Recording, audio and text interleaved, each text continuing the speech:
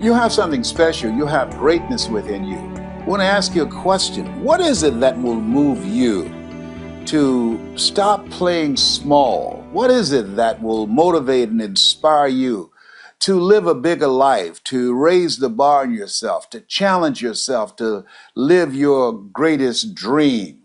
Find a compelling reason. Nietzsche said, if you know the why for living, you can endure almost anyhow. My mother, she inspired me. She worked at the M&M cafeteria.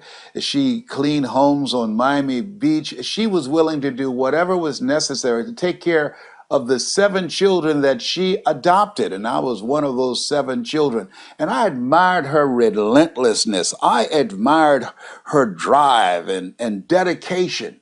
And one time a reporter interviewed her and said, what is it about you that convinced you that you can raise 7 children by yourself? And she said, I just felt that the Lord would make a way somehow.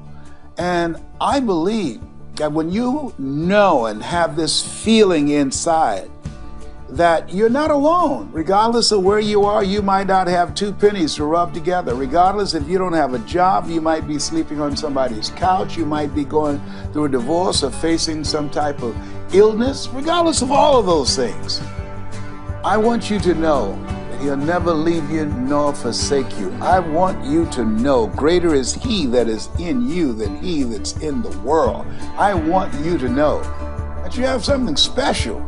You have greatness within you, that life is a fight for territory. And once you stop fighting for what you want, what you don't want will automatically take over. You have something special. You have greatness within you. So find 5 reasons that empower you. Why is it that you deserve your goal? What are the 5 reasons that you won't give up when life catches you on the blind side? When the messenger of misery visits you? What are you going to do? What will keep you in the game when life knocks you to the canvas? See, the Buster Douglas that fought in the last fight was not the Buster Douglas that fought Mike Tyson. See, the Buster Douglas that got knocked down while fighting Mike Tyson had gotten out of an alcohol recovery center. His mother had died. His wife was ill with a terminal illness. He was considered a nothing, a bum. So when he got knocked down, Buster Douglas had a reason to get back up because he said, I'm dedicating this fight to the memory of my mama. But when he fought the last fight that he had, and he got knocked down, and he had a guaranteed $24 million in his pocket, whether he got up or not, he just said, hurry up and count me out.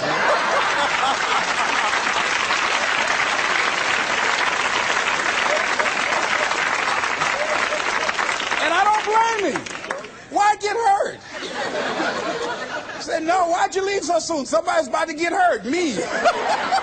So you've got to have some reasons that when life knocks you down, and it's going to. Hello, it's going to knock you down. When people disappoint you, and that's going to happen. When they betray you, and that's going to happen. When they lie to you, and that's going to happen. When they say, oh, you can count on me, and they won't show up, and that's going to happen. When you want to throw in the towel and give up yourself, and that's going to happen. When life collapses on you and catch you on the blind side, and drop you to your knees and start choking you. You got a dream? No, I ain't got no dream.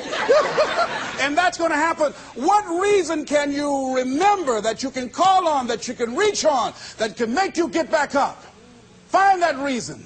Because when life had knocked me down, I said, life, I'm doing this because I want to make my mama proud of me. I'm doing this because I want my children to have a better life than what I had. I'm doing this because all my life I've been told I'd be a loser, that I wouldn't make it. All my life I heard people say, maybe take them back to the welfare department. I'm doing this to make them a lie. I believe like Frank Sinatra, he said, the best revenge in life is massive success. I'm doing this so I can become massively successful. And with that kind of courage, with that kind of affirmation and reason to empower me, I got a saying that when life knocks you down, try and land on your back, because if you can look up, you can get up. All right?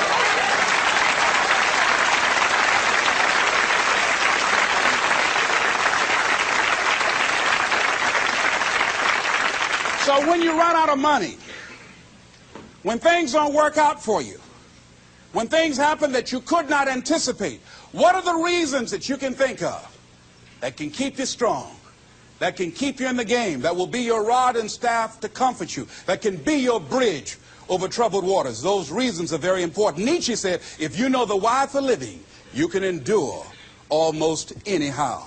So find out the reasons that you do what you do. Find out the reasons that will make you strong, that will make you walk by faith and not by sight, that will make you pursue your dream when everybody is against you or don't believe in you no more. And let me tell you something, that's a lonely feeling.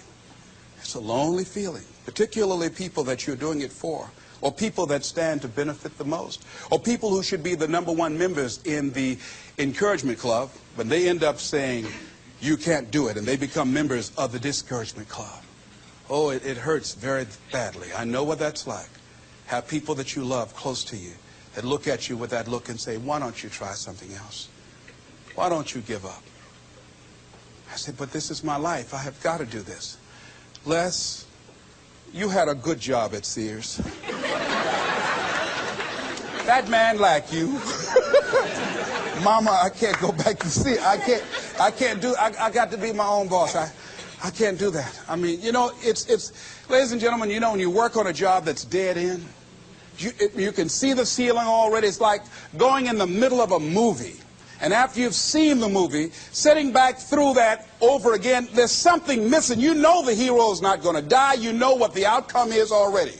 And so that's why a lot of people, a lady was telling me, she said when she went to work, it felt like a refrigerator fell on her shoulder as soon as she stepped in. Because she knew she'd gone as far as she could go. See, they're paying her just enough to keep her from quitting, and she's worked just hard enough just to keep from getting fired. How many of you know people like that? Raise your hand. The ones of you didn't raise your hand, you the one. I'll just tease it, all right? Here's something else. Make a commitment to be happy. See, you know, I have you laughing a lot. See, life is too short going through it looking hopelessly tired and ugly. Sometimes we take life too seriously. Oh, no. Make a commitment to be happy. Find little things just to get tickled about. And laugh. Find ways to be happy in the moment. A lot of people say, well, I'll be happy when I pay off all my bills. No. I'll be happy when I get my divorce. Oh, no. I'll be happy with the children gone. Oh, no. You want to be happy now. See, there are no guarantees. No one say you're going to be here 2, 3, or 4 years from now. So you want to be happy right now. In the moment. Repeat out to me. I must make a commitment. To be happy. Right now. Right now. Is all I got. Shake somebody's hand on your right and left and say, you deserve to be happy.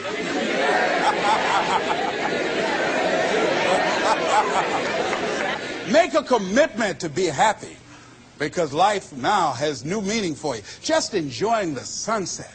Or just looking at life, or looking at nature, going for a walk. It's the little things in life that counts. Here's something else that you want to begin to do in order to make this your decade. You want to begin to get all the toxic people out of your life. Hello? Energy drainers, get them out of your life. See, ladies and gentlemen, it takes a lot of energy to reach your goal. It takes a lot of emotional, mental, and spiritual energy to reach your goal. And you can run faster with 100 who want to go than with one around your neck. So there are two kinds of relationships. Sid Simon talks about this. Nourishing relationships and toxic relationships. Nourishing relationships are the relationships that inspire you. They motivate you. They bring the best out of you. Toxic relationships are relationships with people that always criticize you. All they can do is find fault. All they can do is just exploit your weaknesses. All they can do is remind you of the mistakes that you've made in the past. These people are bad for your health. Toxic people can run your blood pressure up. One apple can spoil a whole barrel. One negative energy drainer can spoil your whole life. I know people whose lives have been ruined because somebody wasn't good for them. See, there are some people that aren't good for you. Hello? They aren't good for you. You've got to get them out of your life. See, a lot of people put up with a lot of foolishness because they don't want to die by themselves. Here's what I believe. I believe in a one-to-a-box theory.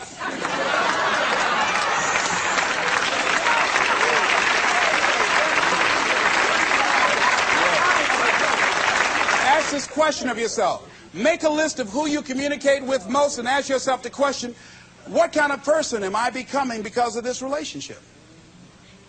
Is it helping me to grow mentally and emotionally and spiritually? Am I becoming a better person because of this relationship? Do they bring out the best in me? Do they inspire me? Do they encourage me to develop my greatness? Do they make me stretch? See, you got to look at the people in your life and find out what kind of person are you becoming because of that relationship. My mother used to say, birds of a feather flock together. You run around with losers, you will end up a loser.